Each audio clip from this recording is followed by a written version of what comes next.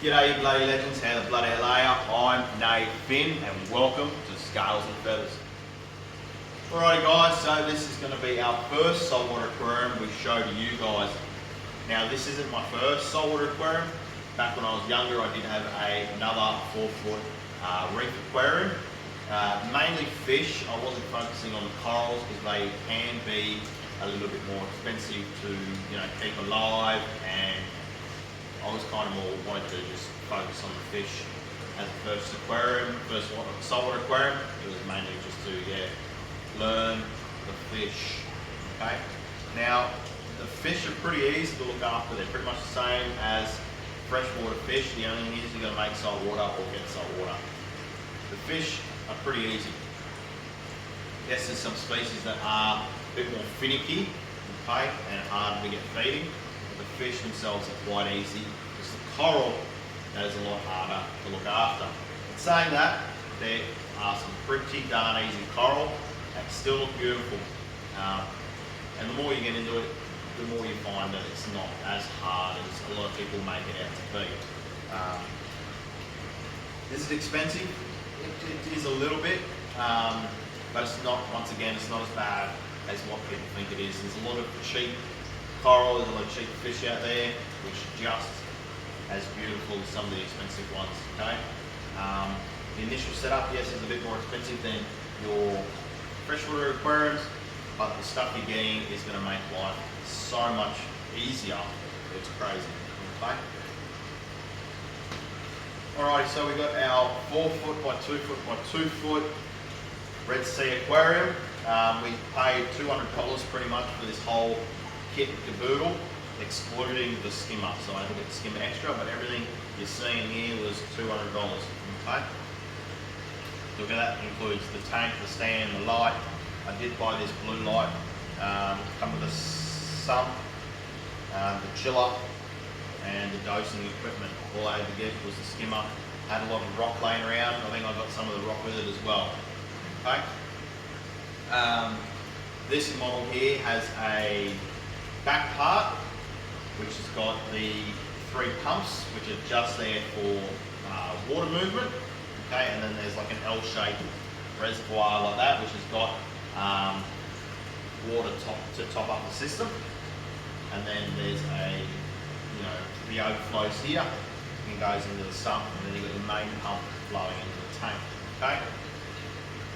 We're running a sump system on this aquarium, pretty self-explanatory, with a Reef aquarium.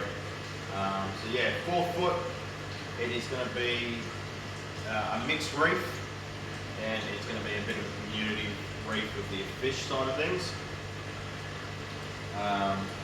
Yeah, so pretty much that's about it. The only thing to really go through is our water parameters. Now, because there's so much more with the saltwater aquarium, I've actually written those down. So temperature range for these guys, you want to keep them around 24 to 28. Our tank is sitting around 25. It says 25.3 on there. I tested the water earlier, it was 25 to 22 degrees. Okay. Now the pH range for these guys is going to be 8.1 to 8.4. My phone wants to work. Our pH range I tested before the video is at 8.2. Now your salinity you want to run around 30.5 okay, to 37 ppm. Right. Our salinity level is 31.4. Now you've got your alkalinity, which you want to run between 7 and 12 DKH, alright? And our one is sitting at 10. Now this tank does have doses, and they are dosing the aquarium. Calcium is between 380 to 450, and our aquarium sits at 420. Once again, we're dosing for that as well. Magnesium, you want to keep that at around 1250 to 1400 ppm, and ours is sitting roughly around the 1350. Once again, we're dosing elements for that as well. Now we've got our phosphates. Phosphates, you want to keep them between 0.01 and 0.05.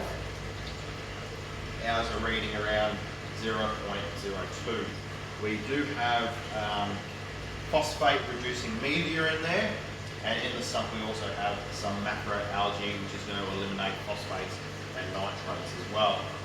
Okay, and then your nitrates, which you want to keep them, as low as possible, 1 to 10 ppm. Ours are around 4, so the tank is due for a water change. 4 ppm. So ppm is parts per million. Okay. So in the aquarium, we're dosing for alkalinity, dosing for calcium, and dosing for magnesium. Okay. We're dosing all that. I do want to start dosing CVE from Coral Essential to make coral look a lot more beautiful, but we're going to wait till we put a bit more coral in there. We're about to start dosing the 10 foot because the 10 foot is pretty much stopped for coral. Alright, and then for our nitrate, we've got our macroalgae, and then for our phosphates, we have our phosphate media from Seacam, and then obviously you've got your pH, which is going to be adjusted with your calcium and alkalinity as well. That's about it. Thank you all for watching. Hope you've enjoyed this video. Don't forget to like, share and subscribe. We'll see you on the next one. Take it easy and you're bloody legends.